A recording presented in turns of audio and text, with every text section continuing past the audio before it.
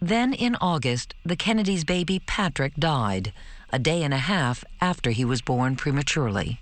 At the same time, Mimi was getting serious with Tony Fahnestock, a college student she'd been dating since the beginning of the year. All of it meant her relationship with President Kennedy was changing. I think just everything, the dynamics, everything had changed. I had my relationship with Tony, and I was seeing Tony, and so maybe the president was sort of letting me go, in a way. 3 weeks after the death of the Kennedy baby, Mimi and Tony got engaged. And soon after, Mimi says she and the president stopped being sexual partners. The last time she saw him was at the Carlisle Hotel in New York on November 15th. She says he gave her $300 as a wedding gift and promised to call when he returned from Texas. 7 days later, he was dead. President Kennedy was assassinated today in a burst of gunfire in downtown Dallas. Mimi was with her fiancé when they heard the news. I could hardly breathe. I was so in so much pain. Here was Tony, who I was going to marry, who I loved. There was the president, who I had loved, who I'd spent 18 months with. He was dead. The feelings were just explosive inside me. And then Tony looked at me and he said, what is more? What's wrong with you? And then I told him the truth. And what was his reaction? Tony's reaction was emotionally violent. His response was so devastating that at that moment, what happened for me was I shut down emotionally, because what Tony said to me was, you and I will never, ever talk about this, and you are never to tell anybody else. So Mimi buried her secret, becoming Mrs. Fahnestock in January of 1964. A few months later, she got rid of all the gifts President Kennedy had given her, including a photograph of himself. Did he say anything on that picture? He write anything on that picture? Yes, he did. Warm regards and best wishes and appreciation, and then he said, and no one will ever know what I'm really appreciating. I cut it into pieces and threw it out. I was forgetting everything. In a sadly similar twist of fate, Mimi lost her first baby. He died shortly after being born of the same underdeveloped lung syndrome that had taken the Kennedys' baby the year before. Mimi later gave birth to 2 healthy girls, working occasional part-time jobs while her husband pursued a career in finance. In 1990, their difficult 26-year marriage ended in divorce. And slowly, Mimi says she came to understand that the secret she was suppressing was destroying her life. Was the biggest impact on your life not the affair with the president, but keeping it a secret? Yeah. It disconnects you from people. What was the matter with me? Why couldn't I have a decent relationship with a man? Why couldn't I have a real relationship? It wasn't until 2003, when historian Robert Dallek mentioned her in his biography of JFK, that Mimi even told her own daughters about the affair. 2 years later, she married Dick Alford, and as she finally began to feel genuinely happy, she realized she was actually grateful to Dallek for outing her. That was the beginning of sort of unraveling this whole story for myself. Telling the truth and not hiding, not thinking that I needed to hide. You've said, Mimi, that you're not ashamed of what happened, but you also have acknowledged that in so many ways it devastated your life. It certainly was a devastating start to my adult life. If you could have done one thing differently, what would you have done? I would have told my parents, because I think they died not knowing all of me, and I think they would have been very accepting. So it would not have been, I wouldn't have started up the affair. No. I don't actually regret that I had the affair with President Kennedy. It was too much fun. Despite all the pain it caused. Despite all the pain it caused. What an incredible conversation. And now I'm going to do the same thing everyone has done who has encountered you for the past several days and ask you, what did you make of her? Well, you know, it's interesting. I think that she is somebody who's still struggling with this. She lived with this secret, don't forget, for 50 years. I found her credible, as best you can, obviously, because you can't corroborate all of those facts. But I also felt that she's very emotional about the president. She still holds him in very high regard, but she had this need to unburden herself.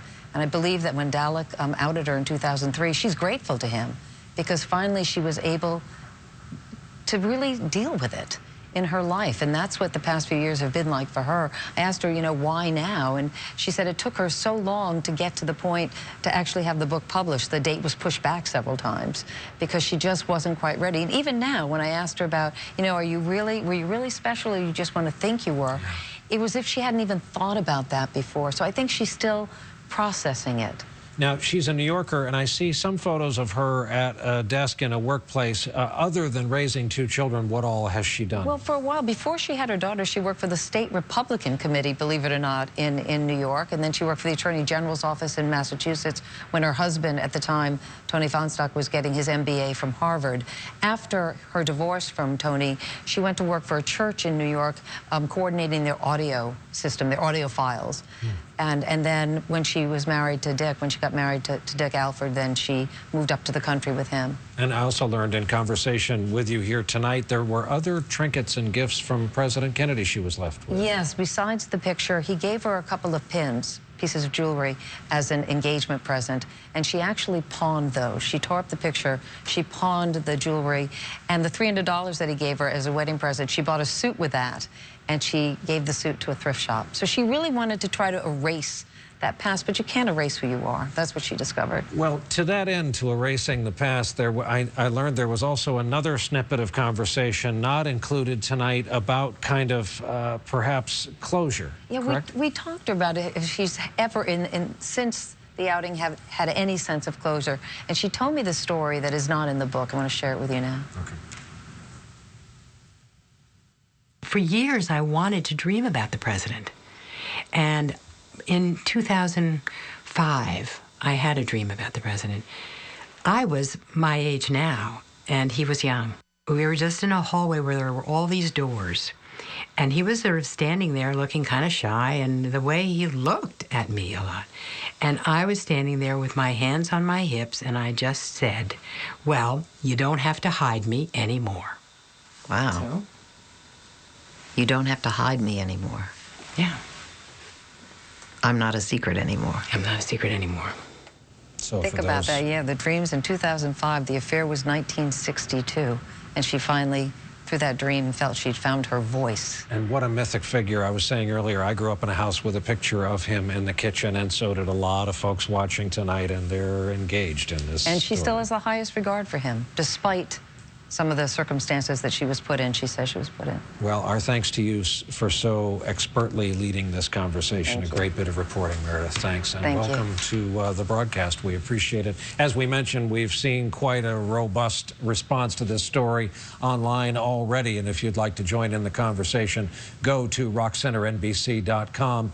And Mimi will continue her own conversation. She'll be live with Ann Curry tomorrow morning on Today.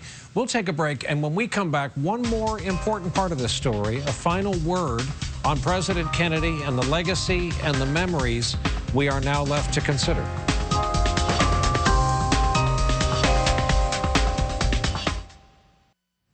As we said at the beginning of our broadcast tonight, John Fitzgerald Kennedy remains a mythic figure in American public life and in the memories of so many of us. Meredith's interview here tonight has just added, in a way, another chapter to that. So what do we make of all of this? How do we square it with JFK's vaunted role in our history and our society? We thought it was important to add something here, and so we asked 3 authors to reflect on the Kennedy legacy with this in mind.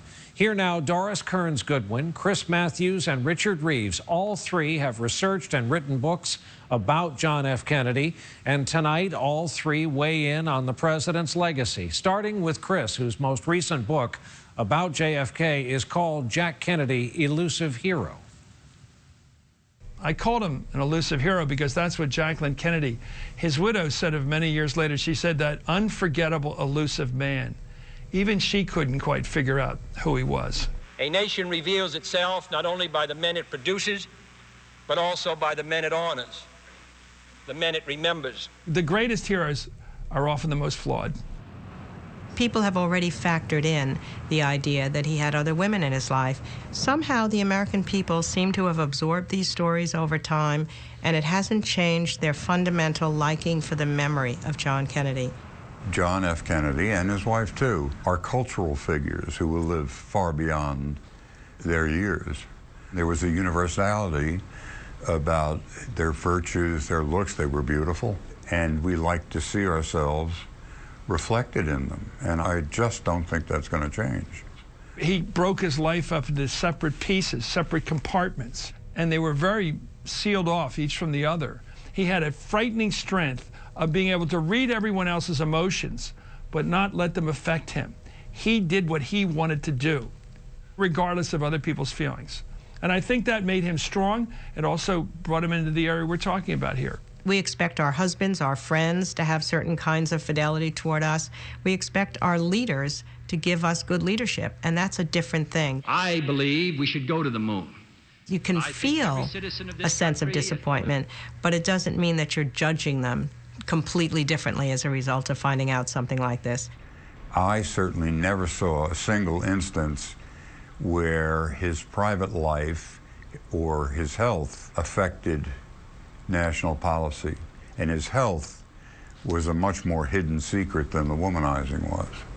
There's the Cuban Missile Crisis, the decisiveness with which he dealt with that. There's the Nuclear Test Ban Treaty. There's the beginning move toward the desegregation law. There's the man on the moon. There's the Peace Corps. There's the idealism of that period of time. And then you got on top of that a life cut short by the assassination, all of which allows you to imagine what might have been had he lived longer.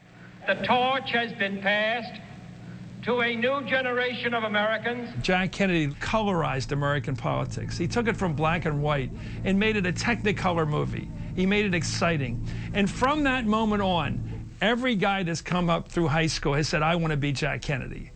And so with it all, the total picture still arouses the country, the whole picture. Our thanks to Doris Kearns Goodwin, Richard Reeves, and Chris Matthews. That is our broadcast for this week. For all the good people who worked hard to bring it to you, thank you for being with us. Next Wednesday, our reports will include a story that's very much in the news, thanks in part to a very popular and controversial ad featuring Clint Eastwood that aired in the Super Bowl. It's all part of the resurgence of the American auto industry. We're going to take you to Flint, Michigan, which, after so many bleak years, is now celebrating some good news. The addition of a graveyard shift added to a very venerable automobile factory. There's a million people across this nation who would swap spots with us in a heartbeat, you know? Yeah. I don't take it for granted at all. We'll have that story, and with all the talk about what doesn't work in America, we'll take you to a place that pretty much has worked for years. FedEx headquarters. We'll talk to the people there and ask how it is they manage to deliver on time so many million pieces a day. Here we go. How long you worked here? 17 and a half years. Are you old enough to remember the Lucy Ball show? I remember that show. This looks like one of those episodes. That's all next week on Rock Center at our new day and time, right here, Wednesdays at 9 Eastern, 8 Central. In the meantime, I'll see you here tomorrow night for NBC Nightly News. For now, good night from New York.